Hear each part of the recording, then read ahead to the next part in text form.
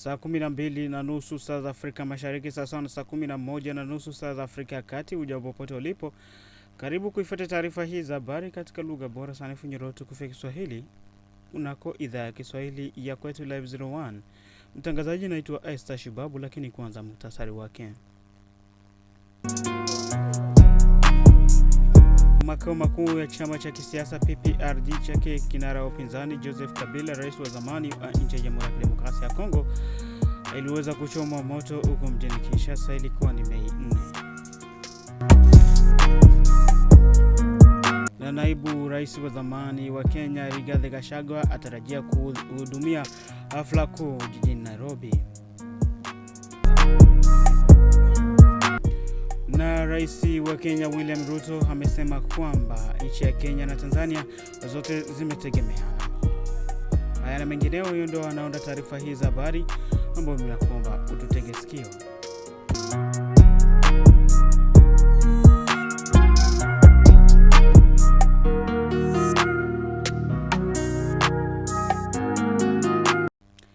Hatimaye habari kamili. Kinshasa. Makao makuu ya chama cha kisiasa cha PPRD yake rais wa zamani Joseph Kabila yalishambuliwa na kuchomwa moto siku ya Jumatatu tarehe 4 mwaka huu huko mjini Kinshasa. Tukio hilo lilitokea wakati wa maandamano yaliyoandaliwa na chama tawala cha Rais Felix Antoine Tshisekedi.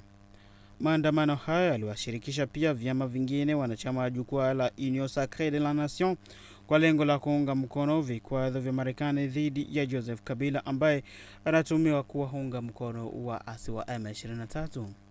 Picha zinazosambaa sana kwenye mitandao ya kijamii zinaonyesha kuwa vijana waliovaa fulana nyeupe wakiharibu na kuchoma jengo hilo lililoko kwenye Boulevard Sendwe kati ya manispa ya Kalamu.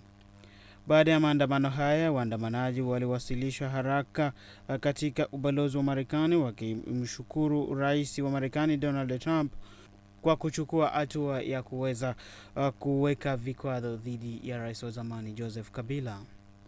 Nairobi.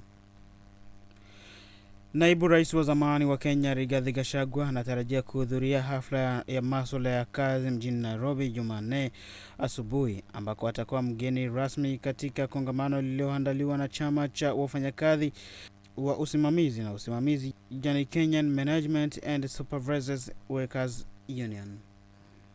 Gachagua ambaye pia ni kiongozi wa chama cha DCP atashiriki mkutano wa National Reflections baada ya maadhimisho ya siku ya wafanyakazi, ambapo pia kutazinduliwa ripoti ya soko la ajira na wafanyakazi wa mwaka 2026. Dar es Salaam.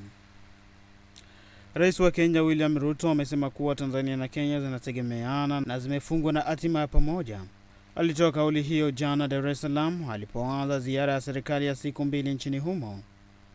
Rais William Ruto akiwa rais wa Kenya alisema ziara yake inalenga kuimarisha zaidi uhusiano wa pande mbili na kupanua ushirikiano wakati ya sekta muhimu, akibainisha kuwa mawasiliano kati ya nchi hizo mbili yamejengwa juu ya historia, utamaduni na wa pamoja na utegemeano wa kiuchumi unaokuwa.